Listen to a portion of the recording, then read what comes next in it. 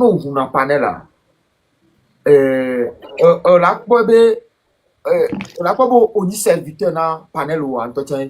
Peu importe où c'est que la soit. Voir un que pomblonné na togo lo ya ni be. Nyamnyo peut-être me le bête. Sikabi. Peut-être nyam le 5 entretien ni toi me l'impose. Non, pas ça. Je crois que tu as besoin de. Au quoi on vient à colite que là non a bon. Là non recadré très souvent. Au lieu que be maglona gatuzobe et que me soluda notre sœur les sœurs va fier les urgences va les marraines va fier tout en état par tout maintenant maman préféré venir marraine le quoi si quand il y a mec qui me tient voir nous confiance be ni kuto go bi mi yawe o ko ya ko le boya ni o ko ni ku mi yawe si quand encore une fois après non voir elle est difficile mais nemi les révolutions mais on a bien que les blancs ils peuvent dire là c'est il est difficile. Oh, j'entends. Ouais, on sait comment. Parce que c'est nouveau les quoi, urgence au lait. Bien sûr. Si les urgences que mi ou fi vidéa, urgence on la trop non y a béton, on la trop réaliser les urgences urgence les quoi, les révolutions mais urgence on je comprends. Allez. Emma, pardon, quand même allez. Rigolas, on l'oblige là, mais on coule sur rigueur. On va là non obligé là, mais on coule sur rigueur. Je te dis sincèrement. OK. Now allez, on l'a sujet de pépé là non va là non balader au caca en fin de compte allez. Le temps n'a pas se rendre, on la perd de temps souvent. Oh, nous pour les d'autres allez. Il y en a beaucoup. Au pas mais si c'est une zone aînée. Regarde comment il a la rage, il est déterminé. Partout où il passe, je te dis pas. Et puis n'a dit quoi vous c'est mon fils spirituel non. Tu vois. Donc, il faut m'aider. Moi, je pense sincèrement, bon, rien à m'aider, que là, non, à côté, non. D'accord, tous les sujets sont importants, mais limités. On le dit pour un temps limité et après, on s'arrête là, on revient à l'objectif principal. On l'oblige. Sinon, tu vas jamais t'en sortir. Justement. Tu peux pas apporter la misère du monde sur tes épaules non plus. Dès que tu la sol aimé. Qu'on soit le mur, là, nos focus, les dialogues. Voilà. Il faut être spécialiste dans ton domaine. C'est ça. Voilà. Et ça requiert de la rigueur. Au-delà, non, c'est vert. Ils vont venir dire ici que c'est nous. On l'a vu venir dans la lutte. C'est nous, on lui a dit de venir. Bon, ils vont venir. C'est le Togolais. C'est le Togolais qui est comme ça. Oui, mais Emma, tu as les nerfs à rude épreuve. On est né à un moment donné, quand tu t'énerves, tu sais plus où t'arrêter. Ouais, c'est ce qui m'arrive aussi des fois quand j'ai. Ouais, du coup, tu te perds du temps, de l'énergie aussi. C'est pas nécessaire. Tu sais ce que tu fais là. Je vais te dire. Tous les Togolais savent ça. Quand je craque. Et ça, tu peux pas m'arrêter, hein. Ça. Si je peux te donner un conseil, tu dois apprendre à devenir un animal de sang-froid. Pour mener à bien tes actions, tu dois apprendre à devenir un animal de sang-froid.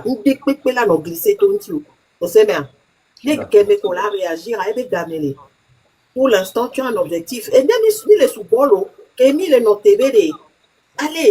allez.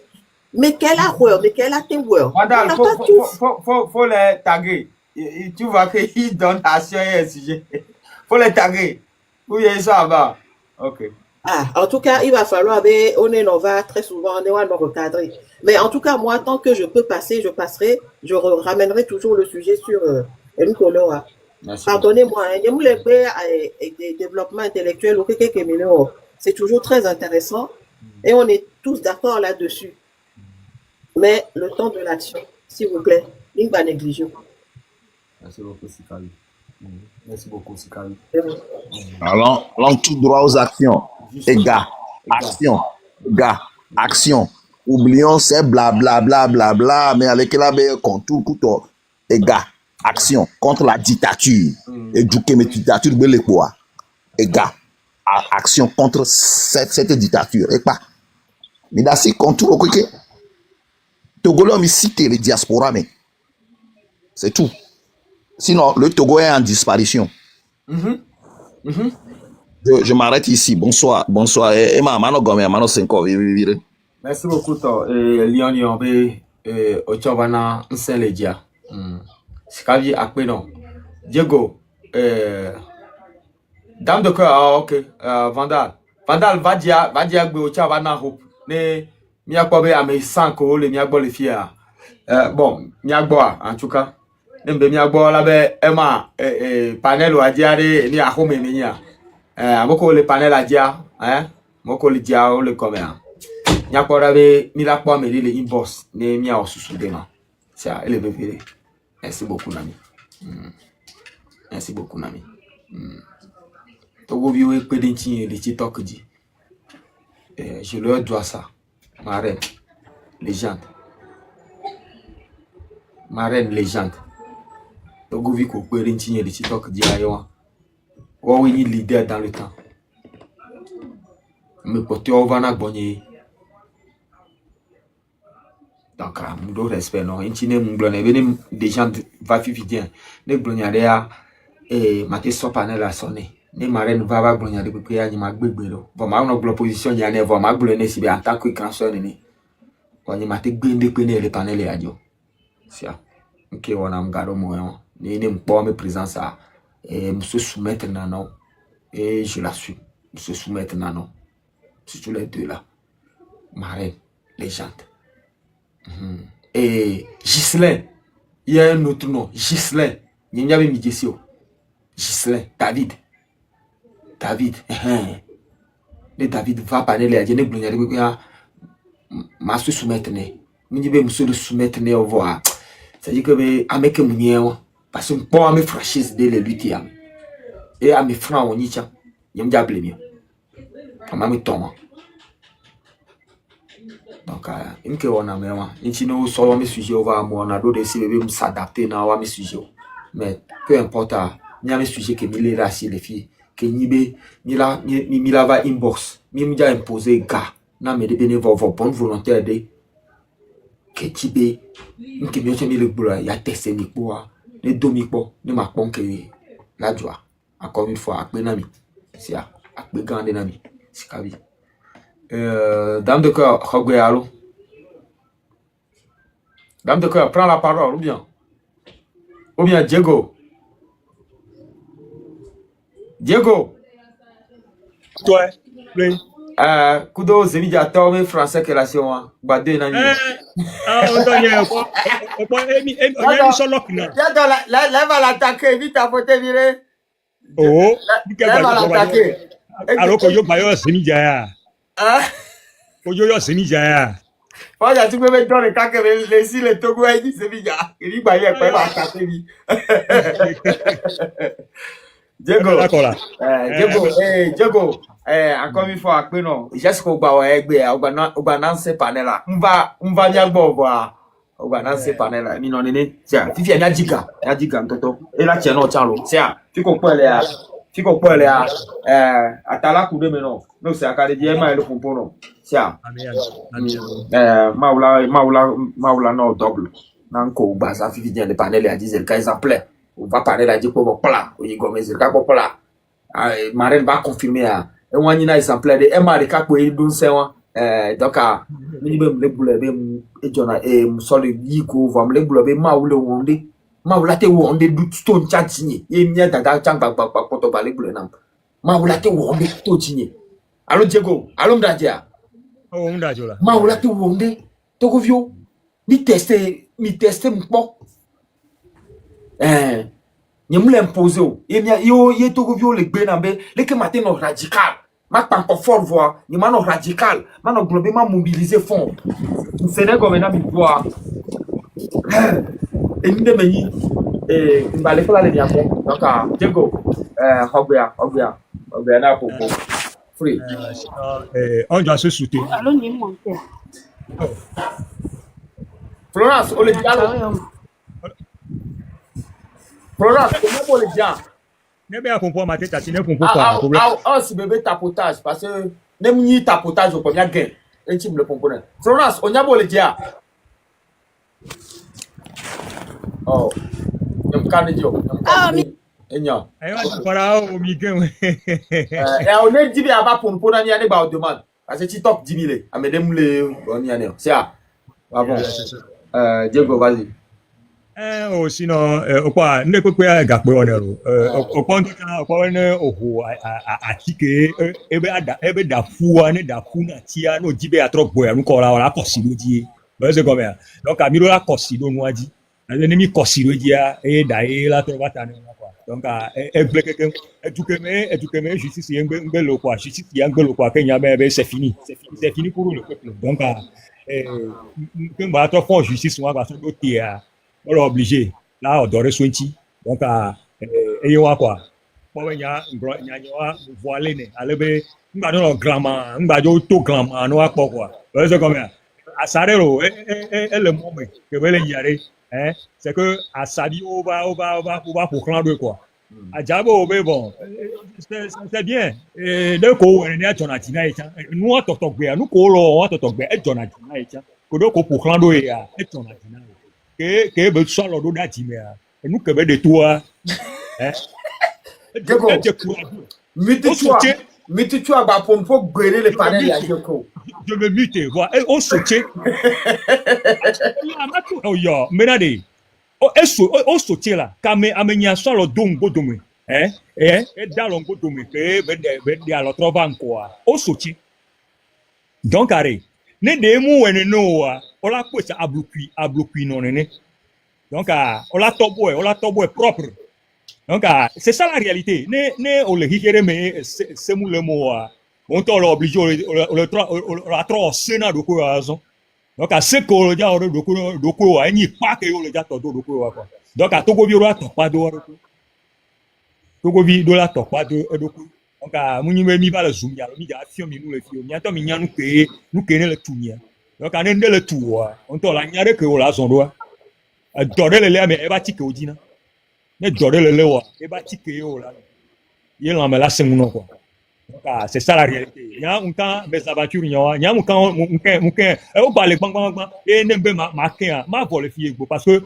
agbeto to nu sugbon me kene we benare o la sonkumo do la sono no sonkumo wa enu ni ma jona dina o no sonkumo wa nu ni ma jona donc aloba bio e de gbaja so fiance reka oh amenye dimela amenye ko dime ko e be don to la wa me asadi on to soche donc arrêt ne no ine wa pa ne de mute won no wa ne de mute won no enu ola we bara ba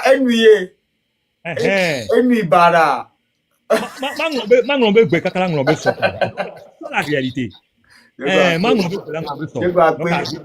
ngbọ̀rọ̀ bẹ́ẹ̀ rẹ̀ nínú ìpòmílà ọ̀làpàkọ̀ fọ́jà sí gbogbo bẹ́ẹ̀ mà ewu pé bẹ́ẹ̀ yíṣẹ́ ní ọ̀sẹ̀ nǹkan ẹ̀ lájọ́ ọ̀sẹ̀ nǹkan c'est là c'est Diego c'est àmọ́ lè sọ ẹ bẹ́ẹ̀ miracle mẹ́nu mẹ́yìn mpona fọ́jà sí gbogbo ó bẹ́ẹ̀ ní ọ̀sẹ̀ nǹkan ẹ̀ lájọ́ 5 ans plan ní gbọ́ 10 ans quoi quand on voit tamir les 2015 mais bon.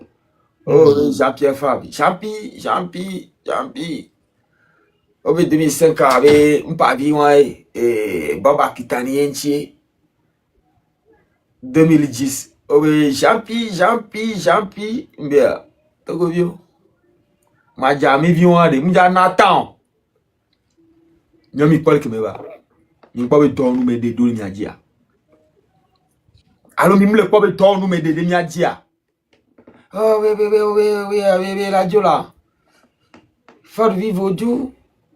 Faut vivre pour n'importe. Mi peut pour n'importe Emma, oh do pour n'importe sous bois. Faut vivre pour n'importe. Et bien, qui me le pompo intime les dangereux. À mes fonds, et les mecs qu'on a mis, les dark les yonou, les donnons nous amènent nos plaies des vieux bois. Amènent nos plaies fils et cafon à se mettre donner bon, Diego. Hey, on peut pas alors. Oh, elle n'y a mis le Seigneur, on y est. Continuez là, oh, elle m'a le pompo là, là.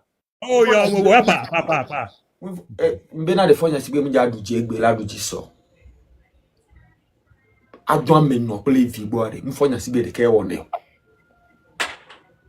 Il laisse comme ça. Wapata e on. Wapata. 7 mémé ole 7 mémé. Papa quand on couteau ou quelqu'un au cou.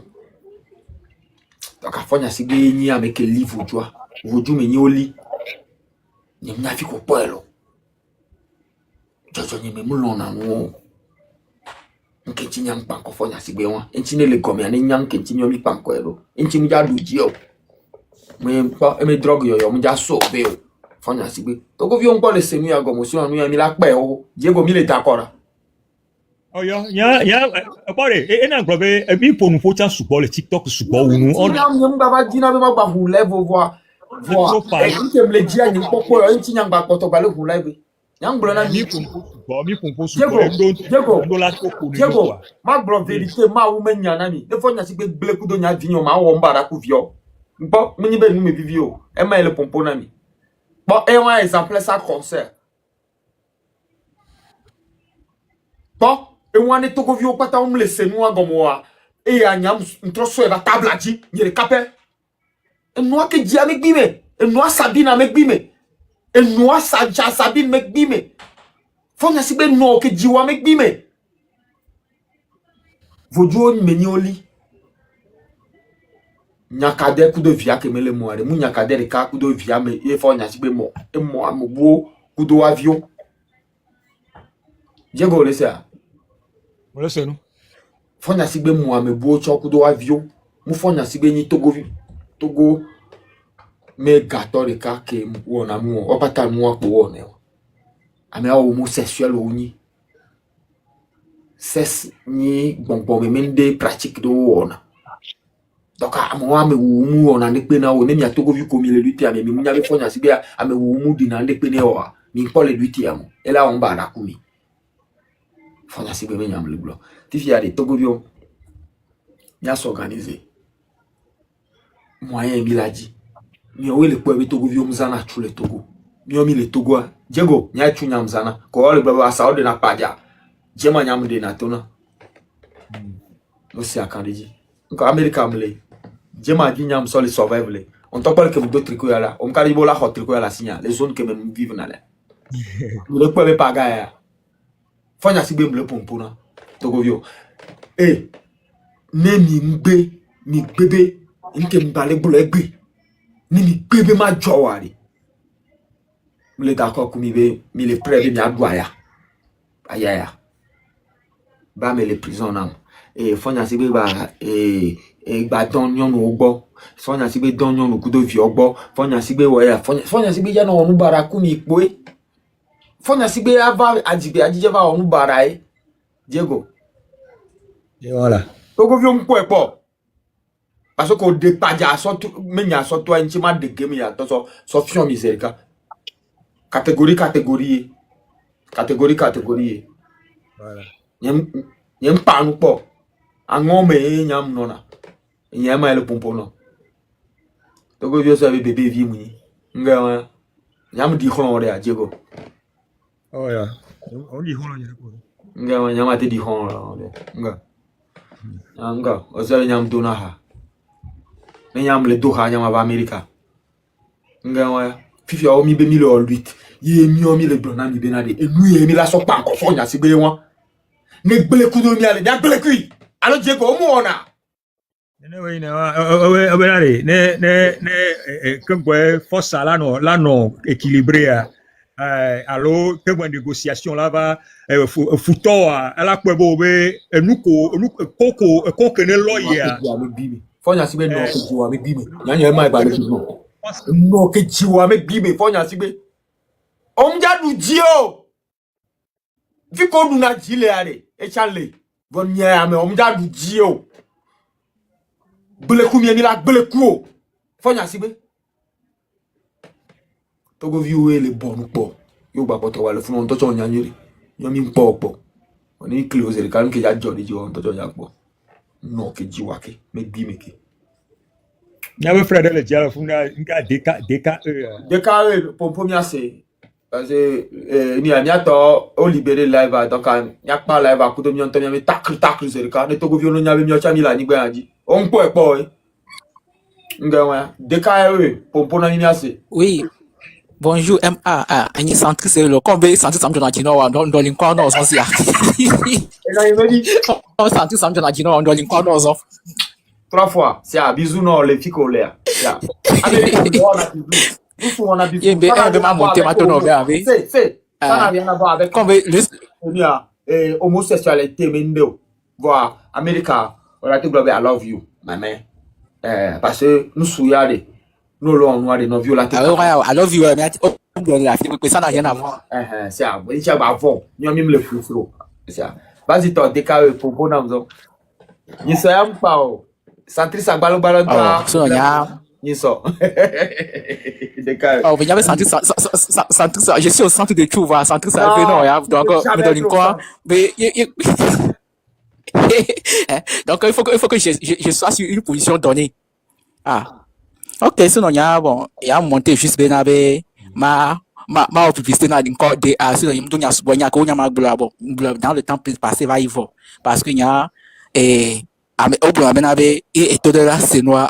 Mais il y avait la dire là toi ni ba yo elle espérait que le fion défile le school et devient tomber maniant le school wa mais il avec tago et avec dit intelligence avec intelligence là que le souvenir donc moi j'en ai dit beaucoup dans le temps et comme le va ya mais il y avait do amado beto même do amado beto mo parce que il y a fifia ba no pour nous élève mais fifia nya me parce que il y a me les élèves pour nous pas parce que me problème sur le noir me support et c'est même pas ma maison seule même à pas ma famille d'autres ailleurs aussi j'ai eu beaucoup de bonnes il y a fifia a remarqué nya ba va élève mais pour nous pour fifio donc et maintenant gomme on soutenu commentaire au voir mais à dans notre politique benia parce que me va dans beaucoup que me va j'ai eu beaucoup de problèmes dans ça et on va dans hip-hop ça même ce sont tout menacé impose va pas comme bloquer mais des cas vélo va hip donc Benia DKE quoi dirait il odoli nko eni nke oso le protéger aussi va béton et nke oso protéger na donc nous jato présentement on le menacer si veut que le globe zozo kuto le menacer nke oso to non nous jato fia o ton d'avoir des protections qu'elle a si quelle protection moi à chaque matin je prie mon Dieu je sors et c'est fini et toute la cinématique protégée mon Dieu me a sauvé au lien on a signé les tachou bon c'est-à-dire c'est une manière de bon parce que moi je n'ai pas l'exemple pour sortir pas live même les gars ni capiche encore 7 vitesses ko blona non comme non ça et non yeme protéger le coup ça yani mda ma globalité na mi américain mle depuis que m'dem nyamia m'dia modomia haïtien non amigo de na américain non amigo de na mi pa na no denchi no wo mistake sinon m'dia ya modomo ma glo na mi le côté végan les nyam le poe fifi am le da nyam le glo na mi be mi apata ne mi ja poe woni veve va wo mi ba parce que mi va le pompo le nya pa na ni ji po nya gbonya fo nya sigbe mi trozo e menemi et là que on bara kumi enti me le pompo na mi ne de cha wa chon no se ese ri ton no se o jesi munyere nyamunyi wa klon nyamunyi togo to le pe me hon nyamunyi me ma je hon ko togo to le pe chon woni mi be mi a fo nya sigbe ma hware nyan ke munya ma glo na mi préparer ni adoko nous se préparer là nous vivre na ko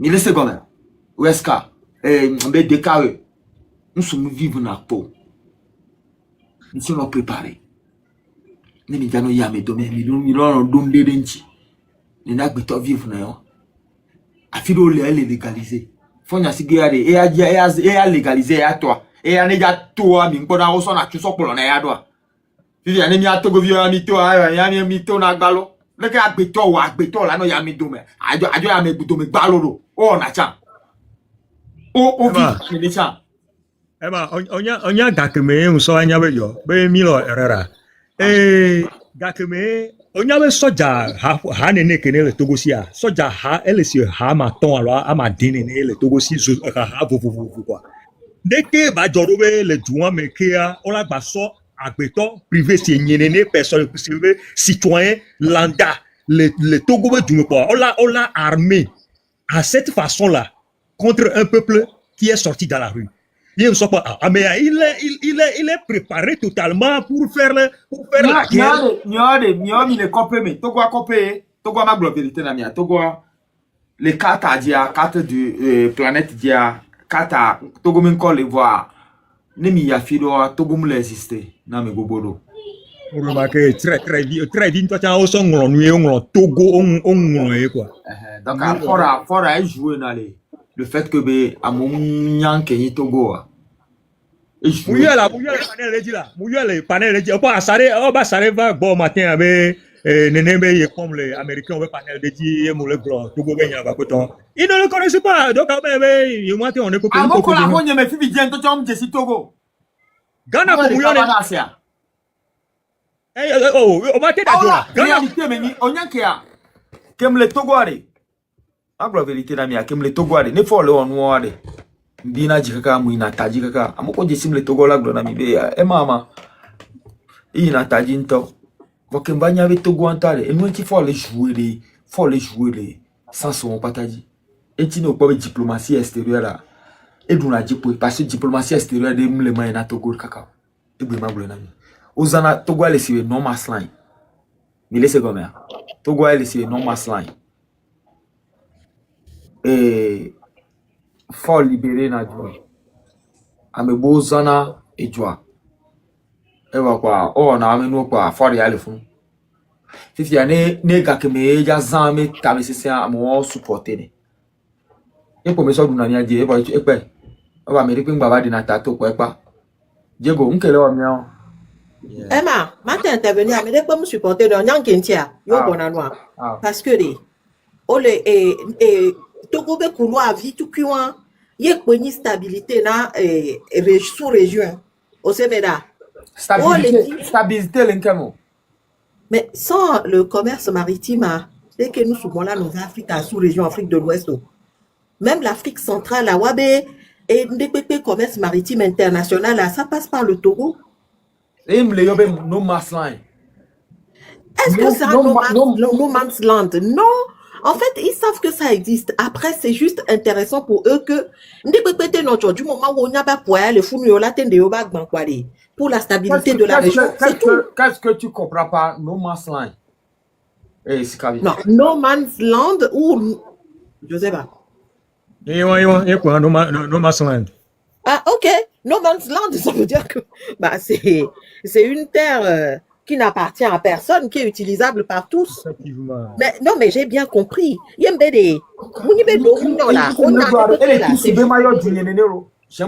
trop le Togo, vous le savez très bien. C'est pour ça que je veux prendre ça. Que tu me le décides, m'apprendre. Ah, justement, on me dit des no man's land ou des bateaux no go zone. Voilà. Et tout ça, il y a commis le blanc. On parle de la même chose. Mais c'est le côté. Et nous, quel est paradoxal là, et doit les nénés, hein, voir des autos de valeurs que Bédoda. Nous considérer nous comme no man's land, voir quoi valeur que les SIDA. Si le port autonome de Lomé n'existe pas aujourd'hui, dès qu'il y a commerce maritime international, à dès que Mila Wedo, c'est terminé. Et où est le commerce international? Non, je ne te dis pas. Ah oui, non, pour l'instant, non, c'est le Togo qui le fait et c'est une personne qui en profite. Écoutez, c'est une fausse histoire. Le port de Tema est bien positionné. Et port au Patak et le Kotadia, que ça soit Cotonou aussi, ça bouge. Non. Écoutez, ça bouge. Mais tu peux pas. Écoutez. On dit que nous, on a la profondeur. Il y a des navires qu'on appelle les Roro. Tu as déjà vu ça? Les Roro. Les navires Roro. Il y a un bateau grand à côté. Il y a des KLS. Les Roro. Les Roro. Où il y a un navire. Ma colonie va piéson. Les Roro, c'est les navires. Où il y a un navire. On a pas c'est le 2 février. Étage, où il y a un navire gang. Donc à chaque fois que le hauteur a yamea, profondeur a tient et il n'a gommé. C'est ça qu'on appelle les navires Roro. Ok. Ceux qui sont en bas, si je mens et googlez, vous allez voir navire Roro ou les bateaux Roro. Je ne sais pas comment vous l'appelez en français, mais les Roro. Ok. Je comprends que les Roro peuvent accoster à Lomé. Parce que je connais bien le port de Lomé. J'ai travaillé là-bas toute mon enfance jusqu'à ce que j'ai grandi. Comprenez-moi. Je comprends. Mais Tema, le trafic de Tema, le trafic de Cotonou, c'est pareil comme le trafic de Lomé. Je vous jure tout. Je vous jure tout.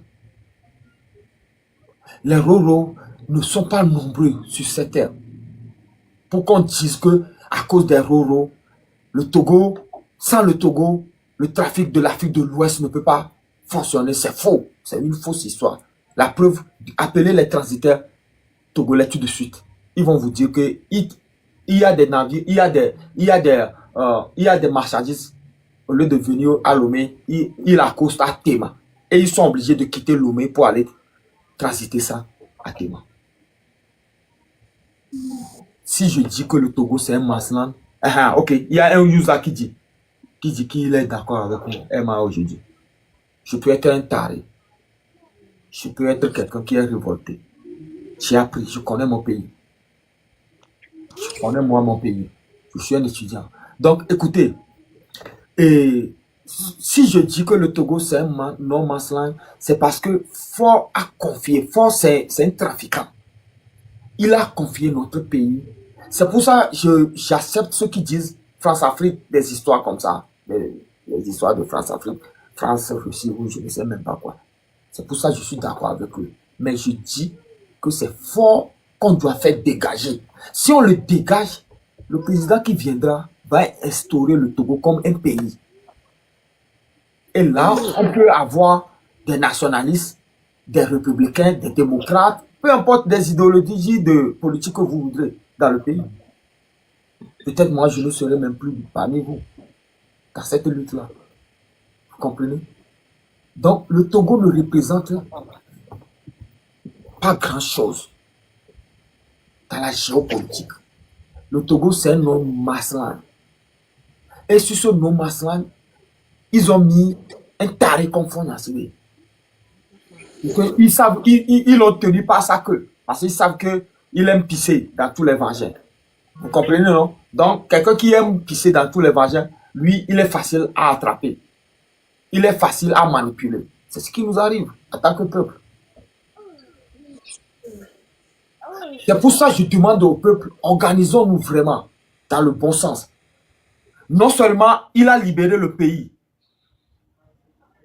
pour l'extérieur. Aujourd'hui, on dit, s'il y a élection au Burkina, Fort Gnassingbé donne de l'argent. Yadema en a donné jusqu'à au Ghana, il donne de l'argent. Au Bénin, il donne de l'argent. Bon, c'est quoi son plan?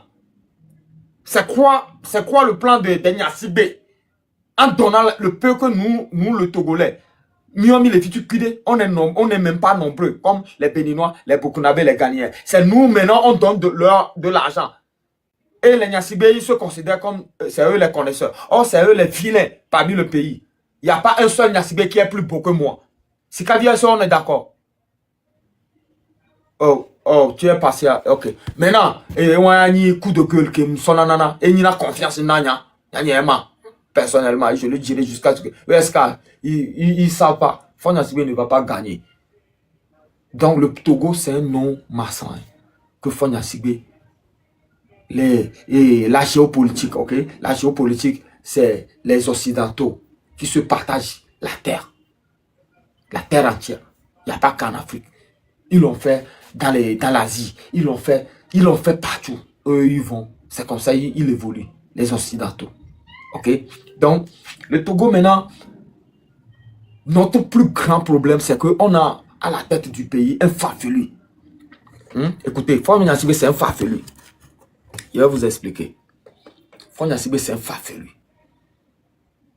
C'est vraiment un farfelu qu'on a mis à la tête de notre pays. Et tout ce qu'il fait, c'est Tabokoukou, quoi. Donc, à Tabokoukou, mais nous, quoi. Regardez, c'est pour ça que je demande aux Togolais, ceux qui sont proches de lui, regardez comment le gars, il vit quotidiennement. Un vendu, wisdom. Un farfelu, un vendu, quoi. C'est comme ça que le Togo est gouverné. C'est comme ça que le Togo est gouverné, si vous ne le savez pas. Si vous ne le savez pas, c'est comme ça que le Togo est gouverné. Nous ne sommes pas un pays. Nous sommes des humains sur un territoire. Oh, Diego. Ok. Nous sommes des humains, ok? Nous sommes des humains sur un territoire vendu. Comprenez-le. Si vous ne le savez pas, aujourd'hui, je vais vous le dire. C'est pour ça, au lieu d'aller faire des débats de politique, c'est pas parce que je ne connais pas la politique, ou c'est pas parce que je ne peux pas parler français ou anglais, ou c'est pas parce que je n'ai pas étudié la politique togolaise que je ne peux pas débattre avec les Togolais. La preuve, je viens de vous expliquer une réalité. Fonya Sibé, tant que le peuple togolais n'acceptera pas que nous sommes des gens, des individus, bien sûr, qui n'ont pas d'autorité, y compris Fonya Sibé lui-même. Hein. Lui-même, il n'a pas d'autorité. C'est pas quelqu'un qui est affranchi. Fonya Sibé n'est pas affranchi. C'est pour ça qu'il se comporte comme ça envers nous. C'est tout. C'est tout. D'autant plus que le peuple togolais ne va pas accepter ce fait-là. Que Fonya Sibé, c'est lui le gros problème qu'on a sur le territoire togolais. Et qu'il a hérité ça chez son papa. Les meurtres, les viols, les assassinats, peu importe tout ce que nous tous on connaît de Fonya Sibé, nous n'irons nulle part dans cette lutte. Et c'est ce qui est désolant. C'est là où notre désolance prend sa place. C'est là où c'est désolant, peuple togolais. C'est à ça que je vous appelle, encore une fois, à chercher à vous protéger. Protégez-vous contre ce régime. Protégez-vous, vous tous, protégez-vous. Oui, allô, bonjour. Madame, prends ton truc là. Ouais, Diego, donc à tout à l'heure. Hein? Ok, Diego, regardez bien fort. Tiens, à tout à l'heure. Merci beaucoup. Merci. Merci. Après, non, tu dis, Oh, Emma, leko, sobedo. Bonsoir. Enu ke po mi le hian fifi la le Togo be nyame po mi ajogala. Gajojo, amon ko va parler la jere. No onde quoi. No onde mi onde. Gajojo ke mi ate so pera montia, enyi veve toi. Enyi nou ke le veve parce que avant mon panel à goût, le temps, l'énergie, tout ça, toute la journée. Que même le bon tout ce le Togo a, le doit me dire au moins à mon collègue prison à mi à nourrir au couteau donc à mon oda si gomme quoi. À son numéro d'arrêt comme ça mon yo ne mia po nkebelana quoi. Amene le gomme ala ba son numéro ni so d'arrêt gomme. Na Togo vio ko jibi aba yoma. Eska minglo numéro nya. Nya kwara wi Togo vio la ba la yoma. Sia. Togo vio le ba nya pompo. On s'organiser. Ouais. Merci beaucoup. Vas-y. Donc, voilà, Aria Fashion. Voilà. Donc, nous Kenny, nous vivons toi, Fifi, là, ouais. Au moins, à mon collègue, les couteaux, au moins, à ticket couteau, au moins, à mon champ, non, nous voyons que bien, donc, ami de coucou, namon. D'un des dialogues, namia. Mite wation 100 francs ou 50 francs ou 20 francs ou mi wation mi hianu pata ne mi ate sokporo amunti quoi et yenu que le vevere franchement le vevere into et le vevere parce que le pouvoir se Togo Antomi le vit présentement il va la terre à terre de me raisonnement on va aller loin quoi. Parce que nous avons mis tellement que nous va suivre il y a que milliards et nous avons beaucoup on mi yabe il y a que milliards nous quoi ni le blé d'arrêt n'y avait vu autre ni le blé d'arrêt n'y avait vu et mi n'avait tout guachan elle est ingodome nkeke dit donc nous là tengo numéro de groupe mais Amola yo bela tire de ya echalagno. Enyi pepe toi. Mano téléphone kangwe. Après notre ma soeur. Ogo bio sabe nyamudo ami ba lutter ami ko mi ba be mi ba pa ga. C'est faux. Ni ya pa ga ko na sibe. Il est possible. Ni kele susumi na ma ntoni. Ni chimbanare ni le fi be na mi de ba bien question. Voilà mbe me kona ono ba be mi agbule mi agbule. C'est ça. Nende me le kono o jibe mi agbule ya ni la agbule ya wa ni le fi be ma do question tina mi no let's cap no na to mi ho numero a ni mi alo sia na li tatanti la tiroli sia merci beaucoup nami amoko pata ale kare dinya ni ale kare dinya be mirate on ya ape na mi pata ni ba boss ameke bunya mi to ja mi le remarquer ni be ni ko lawe va ni le ju ami late wonde fonya sigade mi le bori pe nu ma me ni le bori nu mo to bi po ebe da ma da re do ra mo gbo to ko de bi pe se ku to va amu o gbale gbode e ayi to emu tele vai gbode amu e mi be mi le combattre yo ni po ba mo fa fe bi gan le po mi ya Il a fait peur aux gens. Fait peur aux gens. Peur na mo ko mais que fonya sibe la fait peur na fonya sibe ma te fait peur na kaka nyama ko mle possible fonya sibe ma te nya ke a to mle gbo na mi be na de ngba poto ba le gbo nya ti talk nyeji to ko bi o le da si fonya sibe me ba le poto de fun la Bien sûr. ya to bo si ko fonya sibe ade ye me gba poto de fun sinon mle bori pe ndo fonya sibe mate voler lo me sibe ni ke le ke nyam le lo ya fonya sibe mate bisa sibe le ke mdi na sa fonya sibe mle bori pe ni ami wu vovo drug yoyo ami wu patapa o katafiti wo nti ko nti ba le poto ba le fun katafiti wo allo ju Alors, fait peur aux gens. Il y a même que là, on va voir.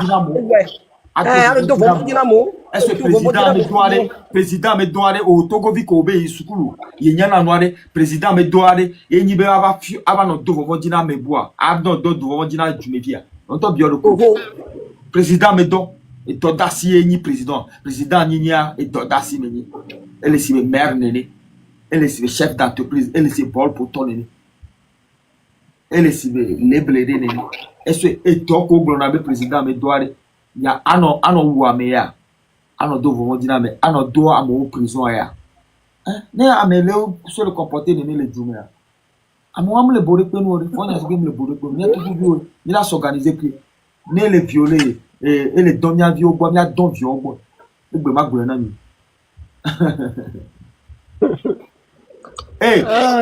ne fonya se be donya vi nyere gbo atradito ma don vi agbo atradito oji le nyele gbo no egbe Néné. Mais dans pour dans là. Parce que nous, quand même, on va voir. Voilà, c'est comme nous menus du même moyen chignam le da c'est pas là. Dans pour dans, quoi, chignam le da c'est pas mi allé. Enchibe enyibe na de et du même milo. Les fois, il y a si peu de temps, il y a fini de go à traduire, ma ton fille à go à traduire. Bon, ma ton womba là, des couteaux de diane, des pots de diane. Bon, à pit, bon, et mais t'as me c'est pas là boudoué. Et mais t'as me c'est où l'oulou que on a pas là boudoué. Faut que si ben me quand. Mais qu'est-ce mais qu'est-ce oh, c'est bien, faut y a si bien toi, et bah la vengeance là, vengeance, mais bah le coup de jumeau là. Alors, et noa shower, mais vengeance, mais bah le coup d'amia boy. Ma blo. Ou mieux, mais on est à shower, mais vengeance boule la monnaie. Tu veux vengeance, mais le coup d'amia bonne fio. Qu'est-ce que tu me dames chaud? Désolé non. On ne sait pas, n'est la monnaie que. Et quoi, mais ma te que tu vois quoi? Bon, que moi, que nyamuone fio. Que nyamuone a fonya sibio. Et la Eva e sortuna e novia azu a pachawa e ale kululu de sibe e bon mi ko pacha ntoko ya pacha ye yino gane menilo ele kululu de su le ro de sibe ye yino de yin pacha butuna o over dami chuko fata o dami tu o wumi po e ba le tuwe pa to ko bi bonu po e to ko bi bonu po ri ya ne to ko bi va le po to ko bi yo no bo we ni bosso butuna ni nya boss nya butuna alo pacha ya la ba ni nya boss nya kaka fonya si bela ba ni nya ma me bossa boss le nkemo e tu ko va le dale du me entia gbe fu brako ri nya mo we. Exatamente. Bravo. Fonya si be ku de équipe won pata butuna won pata brako roni fia fitoni drogue yo to tagbo gbegbele to ni. Oh, ni America nyamle. Emi npo tagbo gbegbele to po ama ba dede software le level. Il y en a beaucoup. L'Europe me toque gogo à gogo. Toko bio no pone si be benare. Toko pone si be benare. Miracle be nyamba le blo de panel yedi. Fonya si be tagbo gbegbele to emenye. Fonya si be nyame ko ni là-bas combattre quoi. Ano combattre quoi, aba no khaleoma. Ezali amero la khaleoma to fi, amero la be idéologie to fi, amero la be dunia to fi. Fonya si be tagbo gbegbele to. Alo, Comme dans la maîtrise, c'est même hyper beau. ne bi po America tagbo gbegbele ni amisia. Fonya si be tagbo gbegbele to. Ame afulu le titre mouye, ame fufulu menye, fonya bi ame fufulu menye. E fulu dans le titre mouye. Il a doit m'jate ingo. Et ça doit. Parce que le bori nio et que ça doit nio die me so veve cca et inti me le rejoindre aux ombe ma gba globe le d'accord nobe et les revanchard et Dieu va les bidis domio parce que mio mi Voilà. mio mi suku Oui. mio mi l'intelligent mio mi l'intelligent mio mi concours fonya si be mo mate concours si be nyene no e te fito go me garga so di ko ni kwale ke kumele ami kwale ka mo ale fonya si be te fito go me garga pe mate concours si be nyene ma ne non è possibile, non è più ni solo e perché mi dice no ma catogo io io la cité e tu me le da na jimoi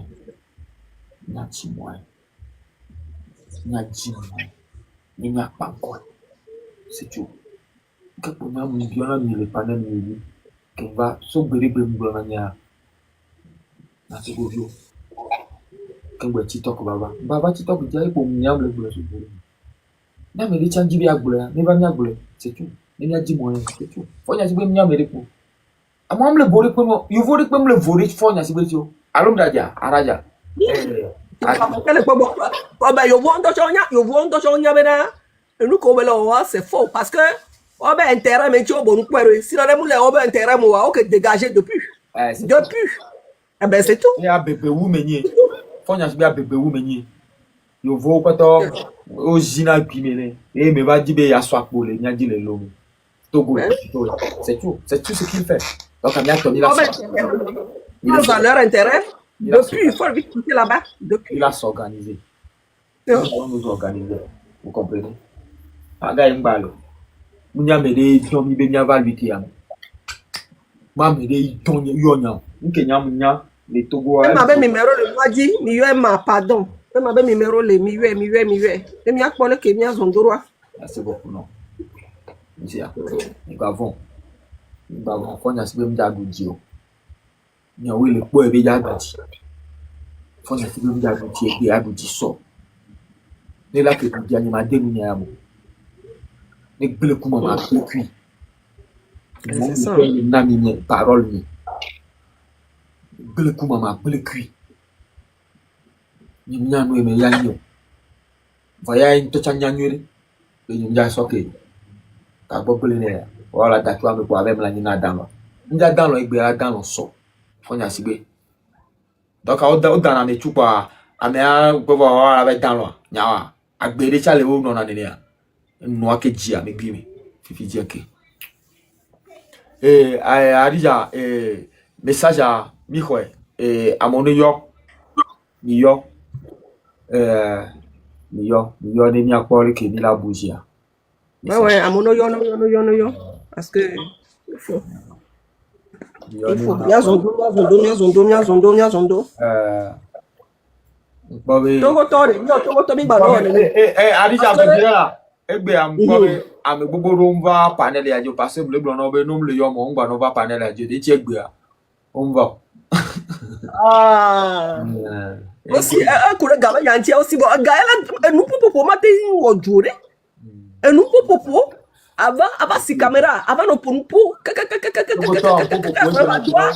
on dit na be approuvé atro ola be mukula livre ya be révolution ale kemela no do nyam étudier livre ya donc a to go me révolution ale kemela no do no lo lève on ko la suba te calme no mare no le fi o ko suba emi le glo poli eni a emi o menya ke mtova ke mnyeme mtrova panel ni jini le glo emi a s'organiser on ko bo jogi vous enouale nenia to gwa mu ya te développer son âme parce que retorne wa ma te jo fiko jayo azu fonya zibiga para ku e ma re ka ko e ku la te protéger o mu ma protéger ma fion le ko la protéger le ko ya to go mention no patani ni ya no to le to gwa 6 vitesses ka claro na 6 vitesses ro no miasi le fonya zibe ku de me munition o pan ko mi ya pan ko to mu barabara nyema ele kula nami de panel nyeji ngo ijuke me milicien le ale ke mi diwi mi vivre lo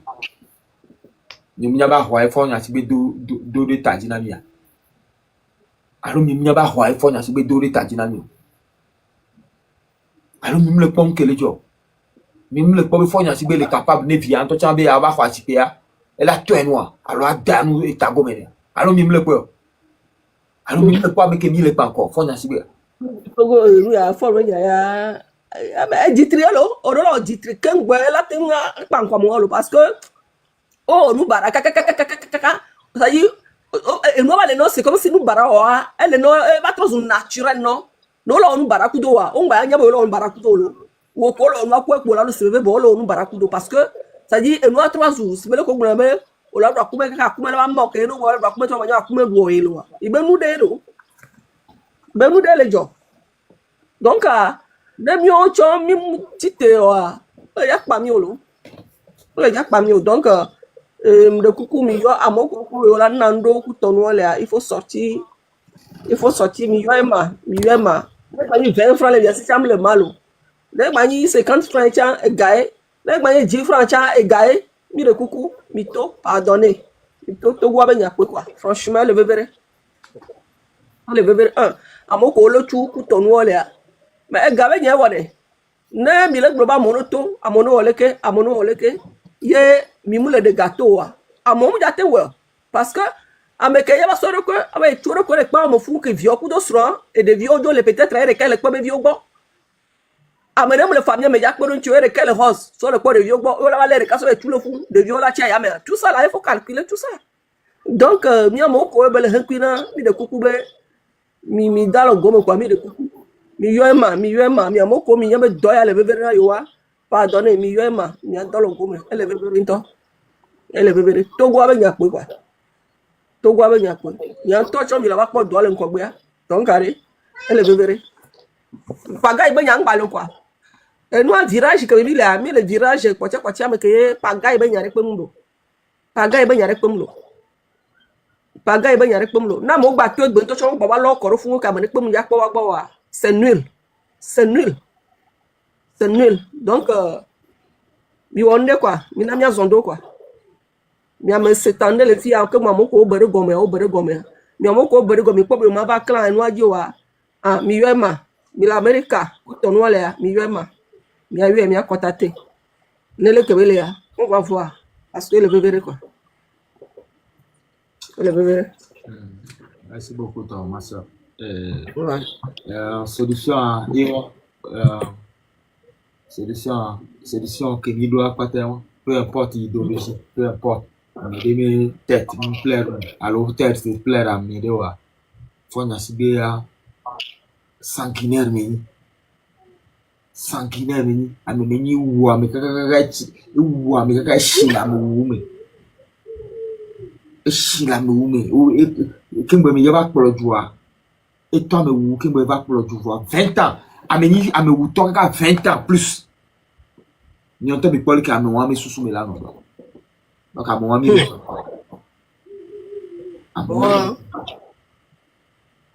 Ame wa mi le pan. Ogobio. Mi dalo gome. Sia. Ele bébé. Nyam jawo si bebe de ke maren kuto. ne mi va inbox ça, il a discuté. Mais il y a pas. Danish. Danish. Oui, Vas-y, oui, prends la parole.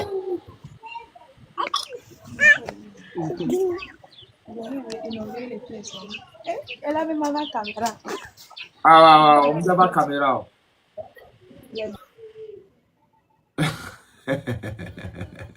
Donc, moi, poser la caméra. Il y a qu'un yoma. Et oui, togolais. Faut y aller, il n'y a pas encore. Donc, il y a mes caméras, va voir les vévéros. Sia. Il y a mes détermination. Il y a les vévéros. Sia. Il y a mes macpomio. Il y a mes majestimio. Sia. Tanis. Nous, ma pour nous pocher en te gain, sia. On t'a gain le coup. En bientôt, egbeto achami we. Amirela be ema obe ye hianga kutova ke maren va obajo pousser ame o ba yuve chogana marena ao. Nke maren de gloire urgence. Nke mle gloire nécessité. Urgence le, ke bonne nécessité le. Nke nyam le gloire minibe et mira au show quoi mais de là va so garder va quoi même y va le panel dit ah ici ni be me le ouais ne pas me le bête non non je ne suis pas bête mais là be et presque 100 € à 100 dollars wa ema obé le on ya normalement la move et gaba côté oui me d'accord comme une fois et je vais te coller de non conscient ni ma nyanui mi ya pan quoi mi ya pan quoi ntoto c'est tout fanya sibe mi ya dudio ba ko to bale bule plus de 20 ans anglois ya fanya sibe ma dudio oui pour aller pour le 20 ans on ba ko to bale metedi fanya sibe mi ya du togo bi de pedio la preuve et donc et pour le tout ka 20 ans voir mu gagner Mu on est pas juan to chori. Mu on est pas juan. Balo to ja fonya sibe mu gagner de pe o. Ame tu me de pe mu ba me le augmenter na. En contrôle fonya sibe po mele e o han ni ye shi le do da fonya sibe bo. Dada ni mi dada ni. Donc amu gagner de pe le nyanye to jinye mo. Ni mi va le gbo be e jira ju do are. Ele sibe o nde do da mi to nya gbo. Amu wa mu on de do mu on de pe do da mi atogo bi o gbo. Kaka mi la ba no blonti abe nyaba no blo ya menyo fo nya sibe nto no mama heure ya mi no blo menyo ele forcer mi fo nya sibe le forcer to gole bene no yo eme ko asem le bore pe nu ya yo fo nya sibe men ko na nkema nke lo mi are fo nya sibe men ko yo e jaba reglo nya me problema togo bio obemi le bête le togo me nyi gbanji mi le diaspora ta mi ba le bête nenia mi le diaspora me chami ba poto le bête nenia obe mi le lâche le togo nyi gbanji mi le diaspora me chami ba le lâche kia yo Que bien. diaspora to ya trop le wonu ya na me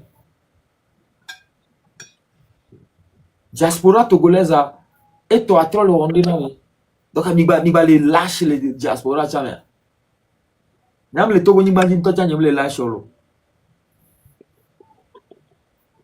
Que bien. Nyam le togo nyimba njin tocha nyam le la sholo. Kaka kimbo mbabu diaspora melo. Donc nya diaspora cham ba poto ba le lasha. Yimi de pobe fonya sibe. E sonna le juju kuya. E juke amo okan yo vo okana mo kana bene kana Ghana kana Bukuna. Tu que poto na mi afo na sibe aso eto da oba ye mi atogo vi mi mate site mi agbone be o tu que a ke di o jimi do are ni avole di tete wa ni mate we wa gajo le miasi mu do le miasi l'acheter tonto ya lo l'acheter wa ni le togo vio le lâche e na nu ya le jore mi ajiro l'acheter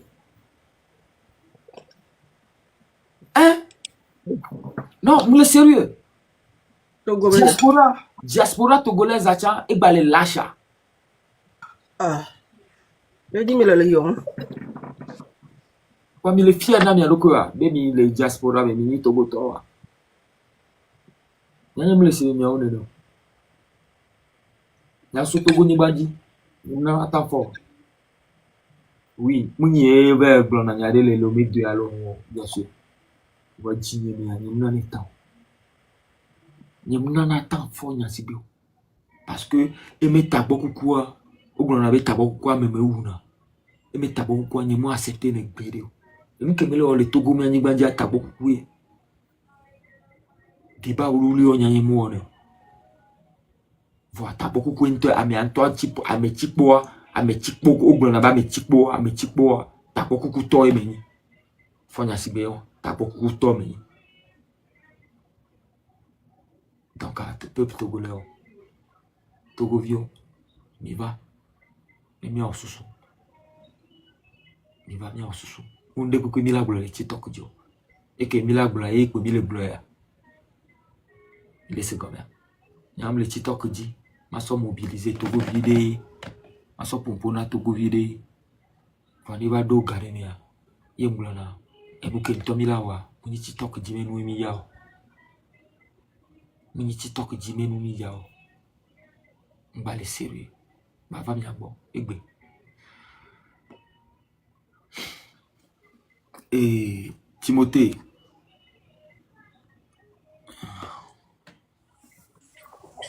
Yeah, Victor. What's up? Bonsoir, ça va? How you doing? Cool, hein? Eh, non, on l'a dit, on l'a vendu. Ne me parle qu'à l'année, pour me laisser go, arrêter, no, bien, mais arrêter, nous l'a dit, alors, viré.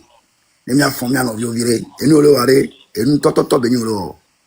Aussi, Amérique, on m'a gâté au bout, à Mola, on s'en fout, et on l'a dit, alors, ben, néanmoins, on a volé TP de toi. Parce que les minutes, vous vendez, nous, arrêt, pour nous, pour la, non, Tcho.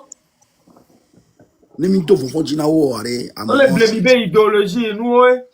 Nyento ke mle lo me ade. Oko bi on a charge. O be so shara gbona, yo la wa da kudo fo. Ncha ditani ajika so na nyento tan le Togo ni bandi.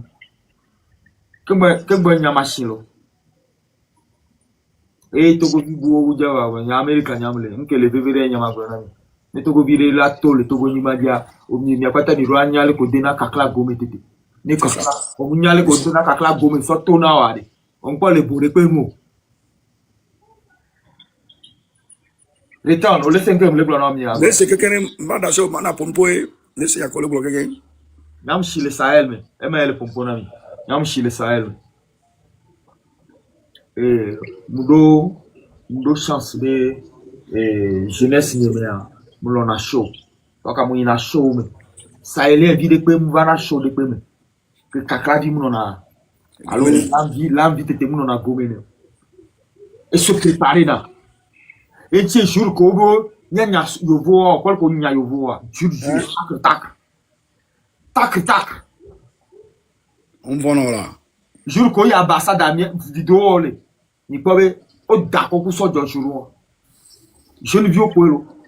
Quand il soit déjà envoyé il y a ambassade à Béonoto, les founoirs, le moi.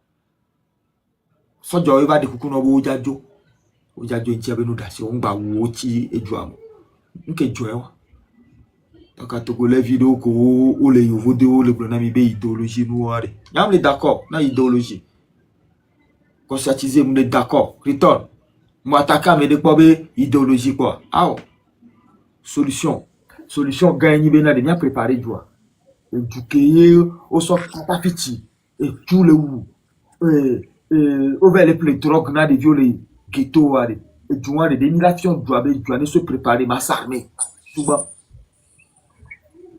on a onya ema avec moi jale Togo po are avec tout victime pour le Togo to bledo me bayo onya le que le me constituer à moi ma te pompo. À mes parents sont billets d'avion n'est pas quoi que daro vous dire à la filoire yo obe raisonnement chami d'ici quoi ok to solo le me ko nya jabaja autonome quoi onyan ke ni lome et no la mano ne pepe na o Nya imnya nke to cha mule bloqué Togo vi ole da pare. E ma gba bon ne o. Eh, e ma Amesia mene we to la. Amesia mene we to la. Eki amesia menya le ne we. Koru amesia ne koru le pare la. Abese gba wa le bi o. Di koru zogbe egbe ami mule koru le pare la ji o. Amesia mene we to la. We amesia mene we to o cha wo to. Ya, Togo to mi mule koru anke. Fonya sibe ja dunya ji ya. Mja du ji o. Fonya sibe mja du ji gbe, la du ji so. Eduji quoi? Eduji pe ja po. Eduji quoi? Non, mia yo akoko ko ba to ko se ko be ga mia yo no pe. O lu ji po re so. Eduji po ja si pe eduji le ma gbe me po a. To, nge ji be la do. Awo me ave si de nu go me a, enyi ji du a. To. Ame kemele wa, plus de 20 ans ame pomele wa, enyi ji keme du a. Ne no ma yo ces albe résultat ne. Ces albes résultats qu'on va bloquer ces là puis qu'on a compilation des résultats là mais on m'a les tokens séminaire non non maillot résultat là oui binya be ocho binya ni salon di jesi nka o doit connaître et tant beaucoup e be la doit tant beaucoup yami ava lo ya be mi nku vi pululu kele tango mene ya e mi java lo ne alo eme atotono kemenya alo nka mi java lo na fo nya sigbe nya Togo bio so kwacha ole bla e nya Togo viro le biti ya me wa ojo le ble wa doko nu buo ko le blo one of you me nya ko le blo asio bebe obe ni ema yan ke be magware enu nya be magware ni ke mi nya inare ça dit de ne be lutte mais parce que mi nya be mi ala ba joro mi nya jo parce que ça fait longtemps et dit to mi nya Togo to mi le ina aboyo me quoi et nous va joro nu quoi donc lutte et là non ne quoi parce que gouvernement be mi se préparer mi la s'affronter peut voir un moment avant d'affiler on y avait fond à se mettre dans la Togo bioa bien sûr donc quand va de filer on compte balle peut-être que me la sio ya compte balle oh c'est bon enti en Togo bon et puis encore le gars venu mi avait fond à se mettre wa dako oh et nous comme le mari ça veut dire que nous va joro de mi cité aller kia mi se préparer enti obe et ne be nous l'avoir pas dire il y a plus de 2 ans il y a le panel il dit TikTok dit au moins preuve à aller live nous chonle il y a le grand Togo bio benade fanya tiba nous toy c'est ça donc on se préparer on se préparer en fait il y a nos panel du corps c'est le 6 que Togo bio à toi le grand mi be 200 amron on t'a quoi le panel nyele et que y a un temps et puis avali anya nkeke avali nyimba le bi nawe oto bon donc même bila jinto non to pon kunye men to mate batia la bio non ku panel non TikTok jibilo non to va non to le 5 le blond to bala mbona poka mchina panel ni america mbana jio mbapo na musique mchine alo garo wanta mtona ntocha mwina bwa beni mtona ina sande me parce que fiomi tona be on anko juruma ma gum blay ba dale to se gbe ma glo no pulu lo la va po ve Togo bio la ba no tia la ba no va ko na ve Togo bio to are ke lo ni ave pa ko fo na ti gbe mi tere pompo tete wa mo ni o la no hu wa to me panelo o pompo so sa me ga la ke la ba ke no ba fon o ba se ko o la hu panela dare bon to be lo révolution une heure de temps to changalu balano va anima beaucoup le panel on te bana bon ba que ndamba na panel ni 800 oh nem le pour pas mojo glo na be mojo hichi nyam do pression de pe mu ma que dare ka ko ya na mi da pan ko awa alo saka bambo alo amedeo moi me de capé ya pe ni ti bi ja wa non jamais Nyakateja wa waya. Yewan niko. Nke nyamunya zaga mundo. Nke nyamundo le lume zaga mundo. Nke chandoa nchanyi mundo. Il est d'accord là, Victor. Il est d'accord. Ça veut énerver à mes chamés là ouais toi, mes chamés là sur toi. Go le lume enya togo ni bandia. Nyamnya ki o bezlo. Wala te bezle sokore. Nke mleba be beza. Ça que fiko no kembo ba joyi. Esere de mu yona be bez. Fiko nse ke la sur le funo. Nyamudo. Von chano van chakonya, ukin tam go tom blue. Nse wen mi jaso odoya. Na Nicolas quoi le to hôpital à Besnéon et fumon ya Besnéon. Après fumon Am te sema. yo avec un signal quoi. Mi ma pompo sur bottom. Son do gume quoi, c'est bien. Son do gume. Son regardez nous les manos là, son soutien. Wa Son soutien là. Et ma son soutien moi là, et mon soutien là. Et nyalo le on. Bien ko ruko mati la vasia. Et nyalo le on mais quand on me dit, on pas vous dire na bila va to mo. Kwa me to mi subo que me le pompo amele le cantel le 50 amele le 50 c'est pompo. Donc à respect wa mdona, inti ndako na ko ba pona po. Sinon normalement en ka na ndo ba no pompo. Normalement nya mdo a pompo. Normalement mdo a pompo. Le d'accord non return. Ça mais quoi. Nyam babe ma renforcer vile kwa ma nyabe ile de suso ala yiko. Ati kanga so mere pepo ela yike kamera ba na pata mi la gawe de bu. Si ati kanga so. Togo no tabe no be for ne gbejo pego. Nyabe suso ne be for ne jo. Ne mi fon busa ga mi be for ne jo pare. Emi la jo ala jo. Afonga mi ga wa len mi ga ni alen pego. Ne mi nya len aye ne mi la ga ti gbedo mi. Ba emi am ja no fasilo. E ya di divire. Ne mi se mi no gomo wa. Na mo musanka se sérieusement. Na mo le ga le se ya no ne ni amea. Ye no be nkwera jo lo mi adi enya kebe ma go pata pe wa. Ça. Bah, lui t'as là, il a le câble là-bas. Il n'a pas de roue. Après non. Ça va. Merci, Emma. Ma gain. Donc, bon week-end à toi. Bon week-end à toi aussi. Ado kamena, manya mikonya. Ça. Togoto, nyamlo pa gain na mi. Il est quoi? Nyamja te va blemi. Nyamja te va blemi. Le TikTok dio. Avec la blême, les TikTok, il y a des micros, il a dit. Nyamdo, Togo, to me game, normalement. Voix junior, ni Togo. Ma wa kaka, ma wa kaka. Ne nyuna Togo, ncha, ne isogodoa, ne Togo ovio, wava yon chankoni. Le tique même l'air, moi. Ne Togo ovio. On avait ame on y alors parce que mi va java joy jojo le nuit anti ani banji mi va mi le second nyam nya lutte que mloa nya personnellement mo nya lutte que mloa mi le second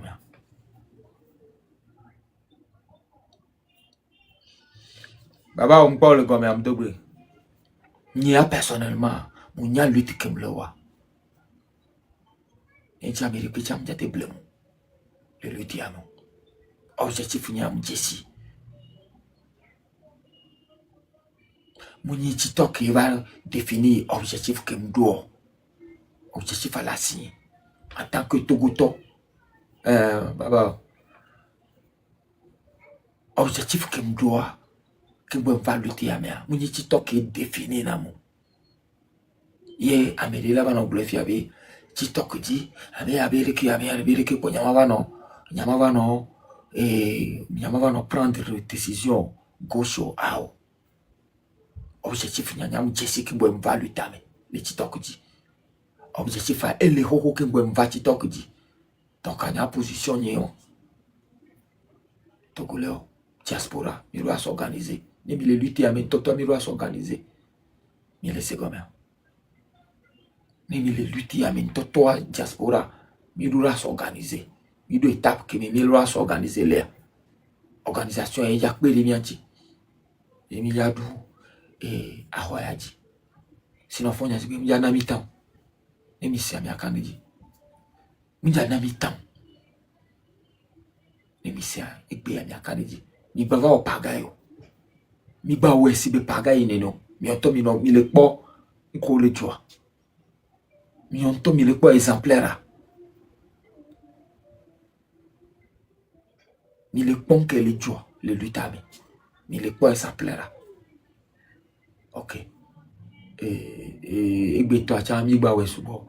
Na me de donya de la gloire était en demande. Sinon Ngblebe mi ma wa no live subo didi do. Muni our live didi de nyinyam. Va me de ne décider nde. A me de ne sende gobe. Ni ma va mi a décider nde. Nyam le prena mi. Ni mi se mi akaneji. Mi le prento na fo nya sigbe. Bon, mba le prene ento. Présentement. Bon, mi nyale ke me le prene yo. Po jume nyae. Nya patela. Nya patela ba. Mi va in boss. Fon fo ma wa no me. Mi ba wolode faux profil au gomme. Ne miano miano nous si bébé azur ne no. Mi ba wolode profil. Mi va encore. Mi va ne mi a décider ensemble. Mi va ne mi a décider ensemble parce que ne mi ba le wo peu importe mi a position to tia fo nya si be a ke be do mi a me encore le liste di quoi. Elle va elle planifier be azami. Mi do anya côté on. Avec me nye on. Ne ma me meni. Elle planifier be azami. Donc, mi ba va lui te me voir. Mi a wulo de ndegomo. Mi va lui tame. À quoi? Ndegomo le konamia. Mi va bien discuter. Mi va bien discuter. Diaspora me le pompona nene.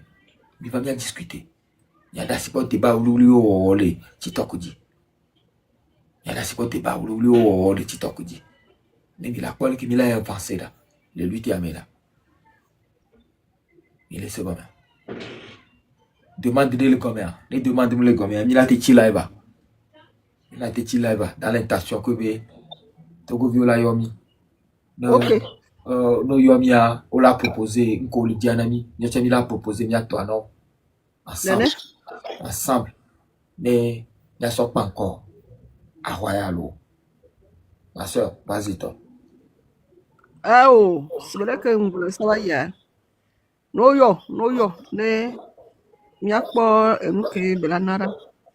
Parce que ava si caméra anu pour zanado sans action, c'est temps perdu. Donc à moko go ko numéro quoi. Mi jawagwa mi ayoima. Et chala so idée nami. Mi a changé idée, et mi a pole que mi a zondoro. Et veut toi. Là, mais depuis me le gomme à Djibé Abadjiawa. D'accord? Me le d'accord, nami. Mwenye mi a pompo sou boy ni enyan. Egbe toi tia mi ba bula egbe toi. Leke mon pata mi boy. Leke mi doit mi pata mi boy. Peu importe position de groupe que Amédée doit Biselo. Peu importe position de groupe que Togo vide doit. Nenya kokobe fonya sibe ya muni ya mekpo meni. Il a pas encore pour la yame. Il est c'est comme ça. Nyomi nyang ke mi le blonami. Fonya sibe muni ya mekpo la ni, on l'avait pas encore pour. Et voilà quoi, à nos rêves nous. Wow. Et nous toto meni mi bla. C'est l'article 150 que le blabé, on doit s'organiser pour désobéir. L'organisation, article là, est définir. S'organiser pour désobéir. C'est l'organisation que nous on vous demande. Le peuple togolais doit s'organiser. Peu importe ce que moi je dis, peu importe ma personnalité. Mais avant de faire chèque à Fonya Sigbe, le peuple togolais doit s'organiser. C'est tout ce que nous on vous demande. L'organisation. Donc, ceux qui croient en nous, ceux qui pensent que nous ici là, ils peuvent venir et nous allons nous organiser. C'est tout ce qu'on vous demande. Et c'est notre droit le plus absolu. Ok? Donc, on va voir maintenant. Parce que c'est nous encore une fois, merci à tous ceux qui étaient passés. Ok. Merci à ceux qui étaient passés. Bonne guérison, on a mis mes prisonniers. Après Diego, spécialement Diego, au baba de tout bébé, il y a mes panels à les filles, en scène, merci. Et Georgina, j'ai ce qu'on va voir, bonne guérison. N'a mis prisonnier, co-prisonnière, ok. Et bien, il y a mis en face à mes dépôts. Parce qu'on a fait que du bien. On a plus rigolé que d'être sévère envers les gens. L'inventeur est bien né. Ceux qui sont avec Fonya Sibé, sachez que nous allons vous combattre. Il a combattre. Il est déterminé à combattre. Vous ne savez même pas comment on va vous combattre. Mais il y a un niveau que me donne mi be combattre. Mais il y a les kento me ni na mi be mi combattre. Milicien on pas que les Togo ni mandia mi combattre. Mi seigneur Togo soja pas que ni milicien mi combattre. Mais il y a les que mi s'organiser. Mi s'organiser, mi combattre. Il faut y asibe ntoa que y va joli dia nton ponyo. Encore une fois, apenami oska apenami lumière. Pas mi apata apenami. Ça. OK, baba apenami apata. Yati live avec toi. Ni globe mi ma gwa live subo temps subo ami poto so no we. Ni ayi wa gbo na mi de o live mi yegbo. Mi a imposé nke mi le gloire na amia. Be mi do la s'organiser. Na mi a ne sumi, ne gemia, mi ba ko ne bebero. Encore une fois, apenami. Comme je le dis toujours, à galop foyo, nyapata, modo l'onami, l'onami nous l'ordora, peuple togolais, que les deux bois, que les djibé à gbenu à bona fonya sibé une fois pour boire. C'est avec amour que je m'adresse à vous. Allez, ciao. Yeah, Weska, what's up?